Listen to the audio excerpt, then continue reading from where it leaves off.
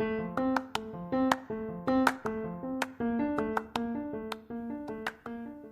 listening to the Sisterhood of Limitless Living podcast. I'm your host, Dr. April Moreno.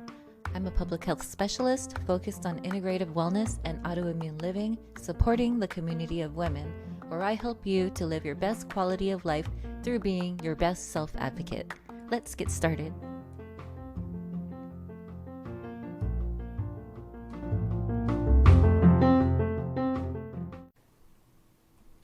I'm very excited to announce our upcoming workshop. It's about planning your 2021 autoimmune quality of life. This is an event that's hosted by the Autoimmune Community Institute, where your donations and your ticket even to this event contribute to the mission of the organization, which is autoimmune health equity, service, community service, and advocacy. So this event is going to be taking place December 12th. It is a workshop that will guide you through understanding what quality of life is, and also to plan out your 2021 in a way that speaks to your ideal health and wellness. Please join us on December 12th at noon Pacific time. And the registration link is really simple. It's bit.ly/autoimmune2021. So it's a bit.ly link that will get you to the Autoimmune Community Institute's 2021 Quality of Life Workshop. And the link again is bit.ly/autoimmune2021. Tickets are $45. The proceeds go to the mission of the Autoimmune Community Institute. Your ticket also includes a passion planner that will be sent to you so that you can plan out your quality of life goals accordingly for 2021. For more information about the Autoimmune Community Institute, visit acicommunity.org. Welcome to the Sisterhood of Limitless Living. I'm your host, Dr. April Moreno. Happy early winter, perhaps late fall. This is episode number 79 today, as we discuss the infusion experience during a pandemic. So it's an interesting weekend here. Feeling some feelings I have not had before in terms of fatigue. You know, every experience is different, it seems like. Even monthly, like monthly stuff, like every week, every month is different for me. And then just with the chronic illness, these different conditions, they're never the same. It's really interesting. But today I woke up, actually beginning last night, I woke up with a lot of fatigue. And mentally, I am completely active and alert and having tons of wonderful ideas and things. But physically, I am struggling. I am working from bed today, and who knows, I'll probably be doing the same thing tomorrow. But that's what I love about my work as an autoimmune integrative wellness practitioner, coach, and researcher. I'm able to navigate my work and my days accordingly to follow through with my health concerns and health needs. This past couple days has been very filled with fatigue physically, but then even mentally, it was just a tough week, just kind of a roller coaster of experiences that kind of led to a crash, I guess, physical health crash, fatigue setting in at the end of the week. Let's talk about the experience of what it's like to get an infusion for medication purposes. So perhaps you're new to the autoimmune experience, or perhaps you need a medication infusion of other types. I'm going to be explaining what that's like from my perspective, my experience, and what that's like during a pandemic even. So the first thing I want to talk about is the protection aspect of these things during the pandemic, and then about the frequency of these infusions, and then the experience that I went through. So the first thing I want to talk about is protection. These are some options that you have that we found out about just over the past months. So first of all, when you have an autoimmune condition, one of the first things you can do, and I think it's not even an option right now, is kind of doing a lot of remote medical appointments. So I meet with my doctor through the online portal. It's a little frustrating because it's only available through my phone. So I have to make sure my phone's fully charged. also have to make sure I have a little stand for it because we have to do face-to-face talk. But even more interesting is that sometimes they want me to like walk around. They want to see my feet, things like that, through the phone. So that's kind of interesting. I don't know how effective it is really in terms of doing an exam remotely, but for now, I guess it's working for them, the physicians, the clinicians, the specialists. The other thing is about the option for the infusion. So when the infusion time comes around, some of us have these options. When I was first diagnosed with my condition, they gave me a long list of treatments that I could choose from. I was lost. I didn't know what to choose. I don't know what these drugs can do. I don't know the effectiveness of any of these, and if they're specifically tailored for some conditions or some people and not others. And as we zoom a little more into therapies, we can find that that's kind of the case, that not every treatment's going to work for everybody, and different circumstances and different needs will call for different types of treatment, even with the same diagnosis. The first one I chose about 4 years ago was the pills. I thought that would be the easiest thing to do. But sometimes, you get these options. You get pills, you get self-injections, and then you get infusions. And then there's more. There's like stem cell treatments and so on, plasmapheresis even. The condition requires more intense treatment. But for me, yeah, my first one was the pills that I chose, but we found that they were not that effective for me after a few months, actually about 6 months of trying that out. The damage was still continuing in my body, so we moved on to the infusions.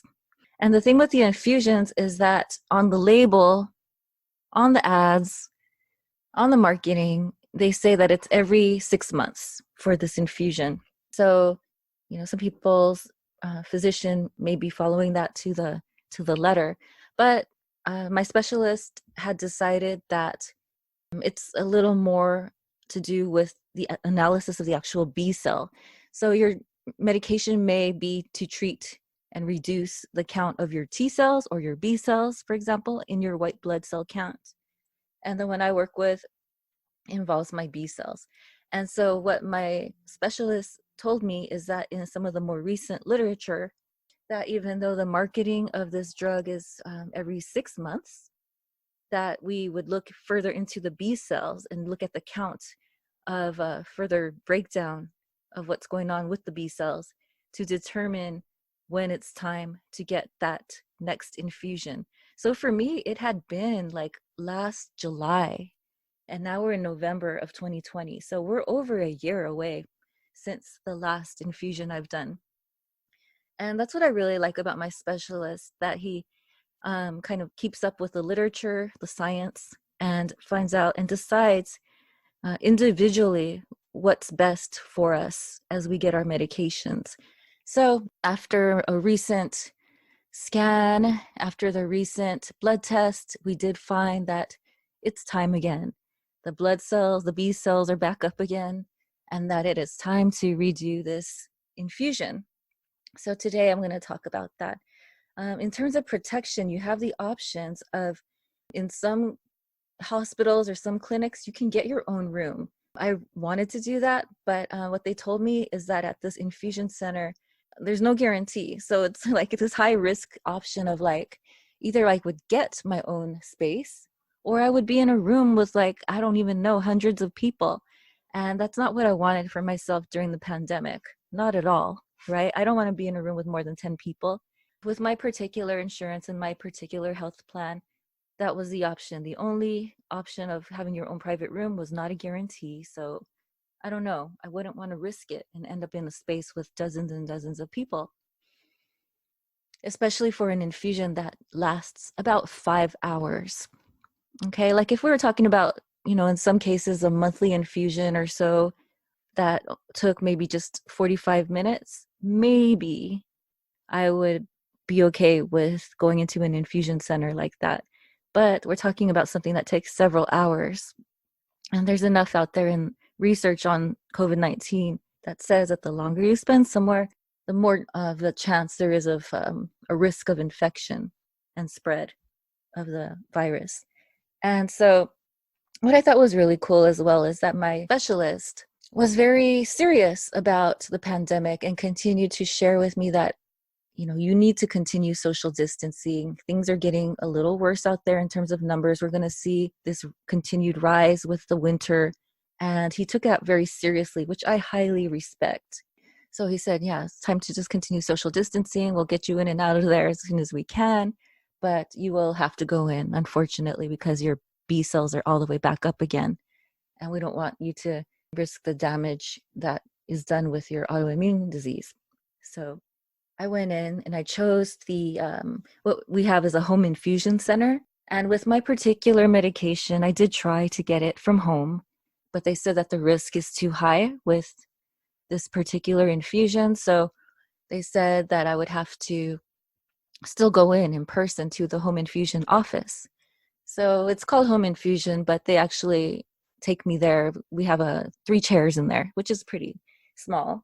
So I feel pretty comfortable in there. I mean, ideally, I would rather be alone in the room for 5 hours. But so there's 3 other patients, 3 patients total in this room.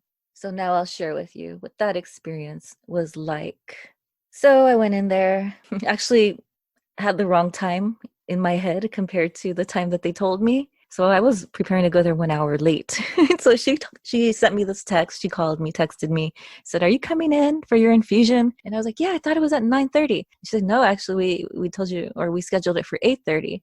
Oh, darn. Okay, well, I rushed into there, got there about half hour late. And then they called me in. I made sure I had my KN95 on and my face shield.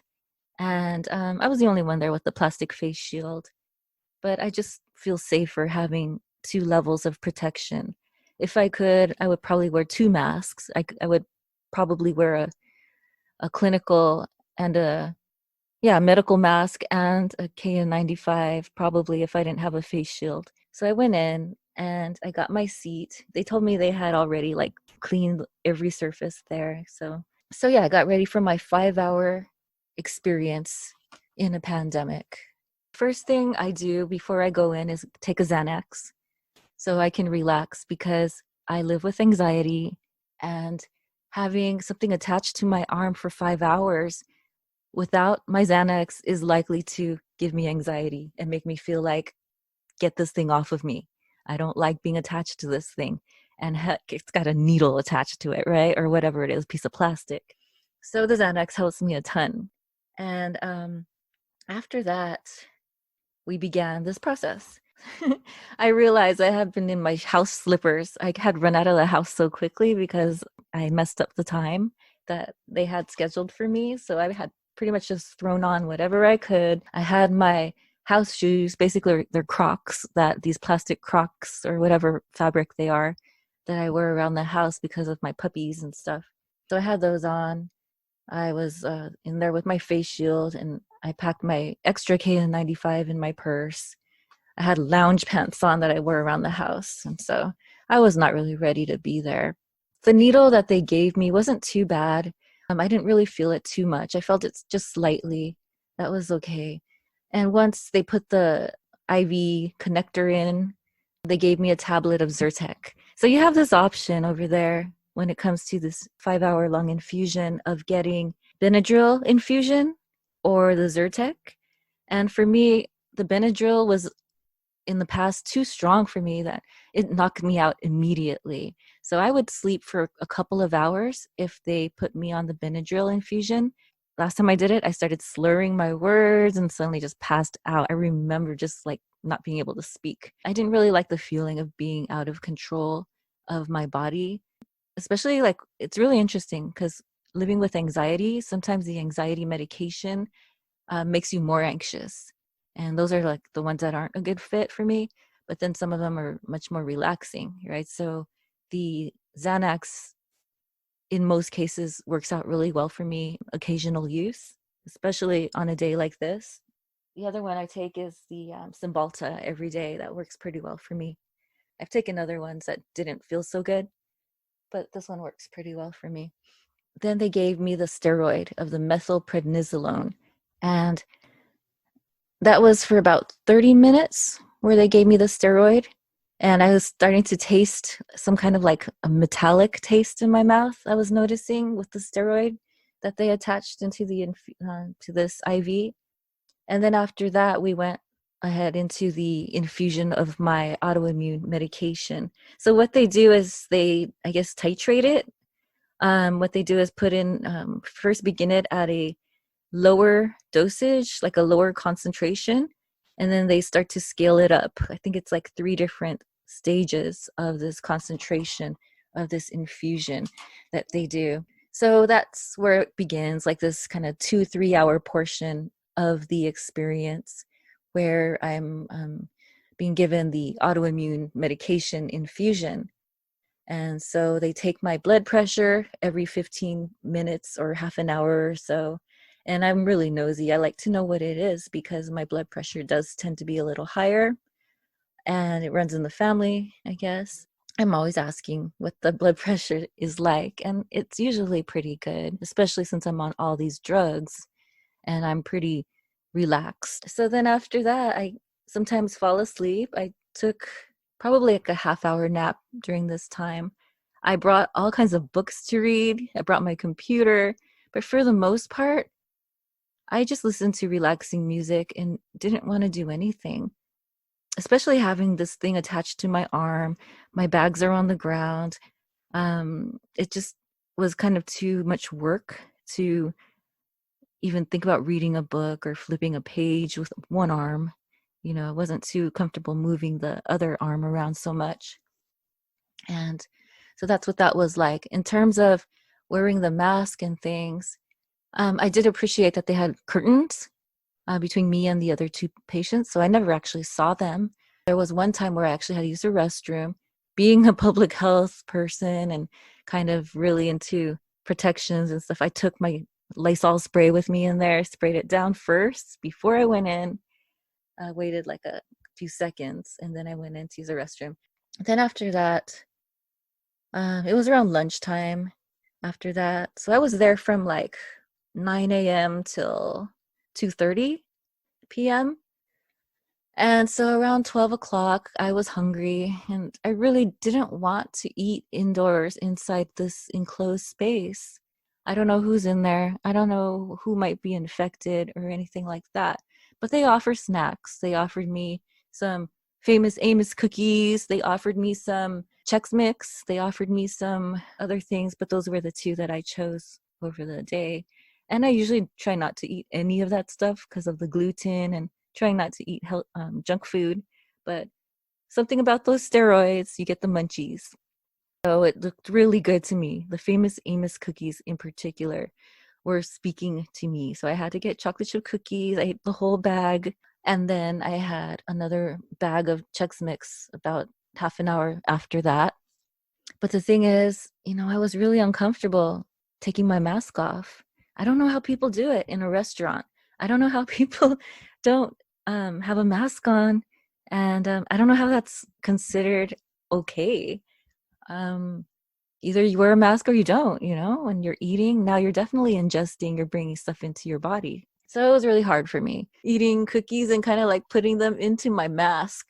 Kind of, I remember just each one of these little chocolate chip cookies kind of slipping it into my mask, under my mask, and eating these cookies one by one and getting crumbs into my mask. And it was just kind of silly, but I did what I could to feel safe. And same with my Chex Mix. And that was interesting. But for the most part, again, I didn't have much energy to do anything else. It was mostly a lot of just sitting there and just chilling out and listening to the beeps and just remembering the sound of the blood pressure monitor every so often when they would come in. That was pretty much it. I'm just really grateful. Every so often I would get like a little bit of an itch in my throat with the medication, but for the most part, I was able to handle it pretty well. So I'm grateful. So after that, you know, every so often they came in and finally she said, okay, well, you know, we've already like upped the concentration of your medication. Everything okay? Yes. And then finally she said, okay, we're done. We're going to just do the saline now. And after that, you're done. You're going to be done in about half an hour. And so from there, I texted my husband, let him know, come pick me up. I have actually driven home in the past. I had to drive myself home one time, and I was okay. I don't live too far away from the home infusion place, so it was okay. Again, we're talking about 5 hours since the Xanax I took. So overall, I felt okay to do that. And well, they don't necessarily recommend that you do that, but just being that I lived pretty close by, like 20 minutes away on the streets, I was able to do that. But not this time. I waited for my husband. He picked me up. Thankfully, he was already there when I got out there. And it was a relief to finally take off this mask, take off this plastic shield that I had been wearing for these 5 hours. I just give so much gratitude and thanks to our nursing community. Yeah, thank you for all that you do. So that was the experience of living through an infusion experience through the pandemic, during the pandemic. And again, I think it's really great that my specialist is specifically looking into the research and deciding whether or not we do need a type of frequency of medication at that frequency that the pharmaceutical companies are asking. So I do like that. I really appreciate that. Also, just checking out your options in terms of where you can get your infusion done if you need an infusion. Are there options to get it in a smaller room? Bring your mask. Overall, it was just not too bad at all, and I'm grateful for that. That is my experience of the infusion during the pandemic. So hopefully this information is helpful for people if you are new to infusions and it's something that your doctor has asked you to do, and it's something that you're wondering about what that experience is like. Prior to this, I would have been quite scared. In fact, even up to 24 hours before this, I'm always a little nervous about the medication and making sure that the allergic reactions don't happen. It still makes me nervous. And with our various groups, support groups and online groups, we always pray for each other, encourage each other. The day before we go into these infusions, we let each other know. And so we get a lot of support out there. So I do appreciate that. And if you also have been lacking in a community group of support, we're also available, the Sisterhood of Limitless Living Facebook group, as one option. We have a lot of options out there, but our group with the podcast is one. So join us on Facebook. You can find us on Sisterhood of Limitless Living Facebook groups as one option that's out there. Take good care out there. Yeah, continue to protect yourselves.